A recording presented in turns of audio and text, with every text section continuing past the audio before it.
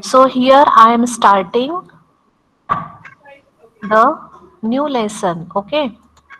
Now our topic, our next lesson is new kings and kingdoms. So in that we are going to learn first about the emergence of new dynasties. Okay. So by the 7th century, big landlords as well as warriors chiefs were treated as subordinates or samantas by the ruling kings of the regions.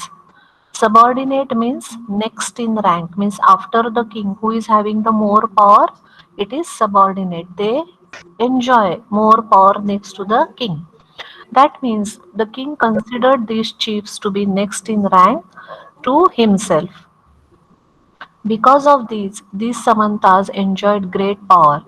They could establish their rule within the region. That you have learned in grade 6 how the means the subordinate they become more powerful than the king because by capturing more and more territories and one fine day he will be more powerful than the king of that region. A chief who was smart as well as strong could at times become stronger than the king himself, at least in his own area. म्हणजे तो chief किंवा समंता किंवा subordinate काय होणार आहे तो काही territories may be capture करणार आहे आणि तो किंगपेक्षा स्ट्रॉंगर होऊन तो तिथला किंग बनेल आणि he will capture that kingdom. If you remember this you have learn in grade 6. Correct? What are the advantages and disadvantages of giving the powers to their subordinates?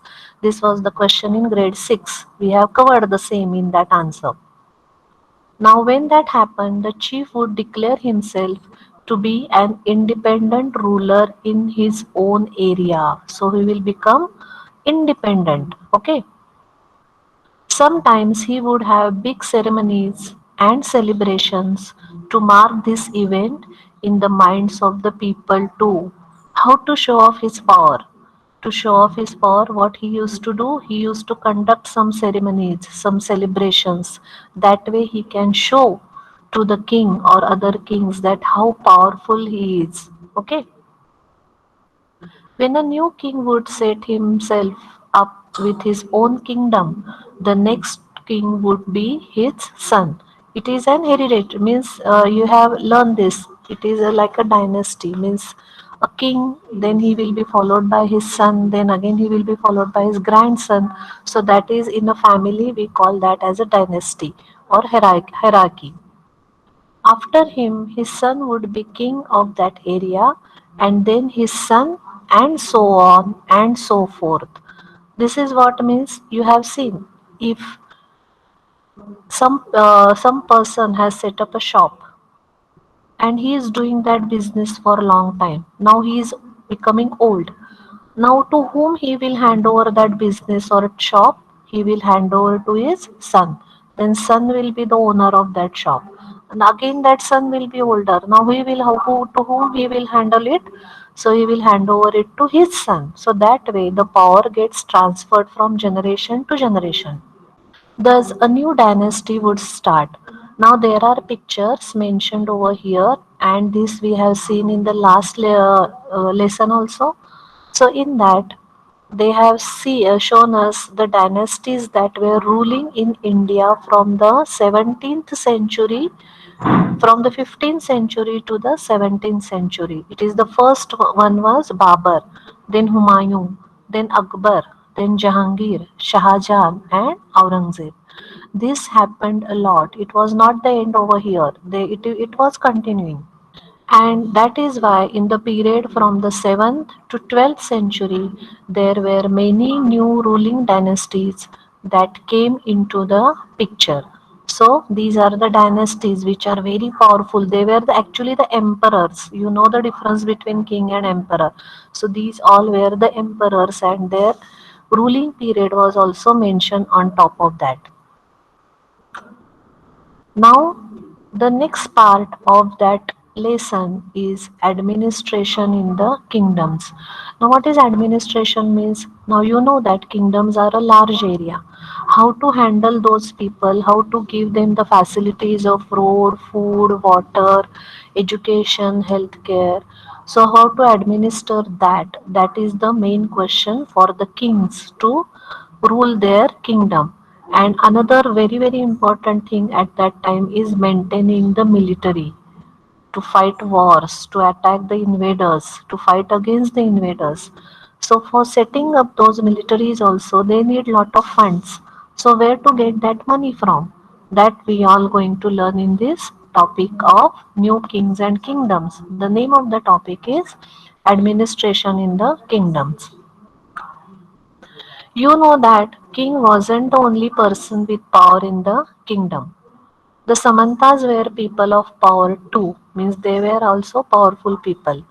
The leaders of the farmers, traders, and priests were also considered important. They are also powerful because they are owning big piece of land or big businesses. So they were having lot of money. So they were also considered as powerful and important other than king. So the king had to consider their opinions and give them importance as well. So king can't ignore these people who are powerful and important, who are having lot of money with them. But the king must have wanted to be recognized as the supreme leader.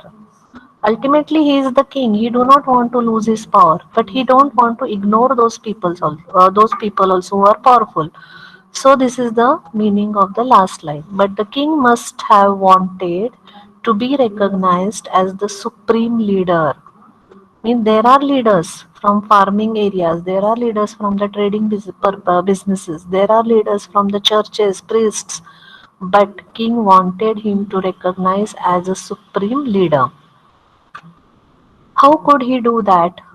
This is the question. Probably by giving himself big titles. Titles म्हणजे पदवी, त्याला मराठीत आपण पदवी म्हणतो. तर अशा त्यावेळेस काही number of titles were set up that we are going to learn now. What are those and the meaning of those titles also. So first word raja. राजा तुम्हाला सगळ्यांना माहिती आहे, आपण मराठीत हा शब्द वापरतो. Raja means king. Maharaja, it is maharaja means great king. Adhiraj means supreme leader. Chakravarti means universal ruler. And tribhuvana chakravarti means tribhuvan. त्रि म्हणजे तीन आणि तीन भुवन म्हणजे which one is they have considered over here Asia, Africa and America. Okay. But Tribhuvan means त्याचा अर्थ काय आहे? Tribhuvan, the lord of three worlds. Three worlds. Tribhuvana means three worlds, probably heaven, hell and earth. Tribhuvana. तीन भुवन म्हणजे घर किंवा ज्याला आपण जग म्हणतो, तीन जग कुठली आहेत तर heaven, hell and earth. So these are the meanings. That is why they have mentioned it in red letters. Are you all getting this? What is Raja, Maharaja, Adhiraj, Chakravarti and Tribhuvana? Okay. So these are the titles. Padvi आपण त्याला म्हणतो. These are the titles given to the kings or rulers who are powerful. There is also a theory that three worlds meant the continents of Asia, Africa, and America. At that time, they didn't know much about Antarctica and Australia. So, this was the whole of the known Earth at that time.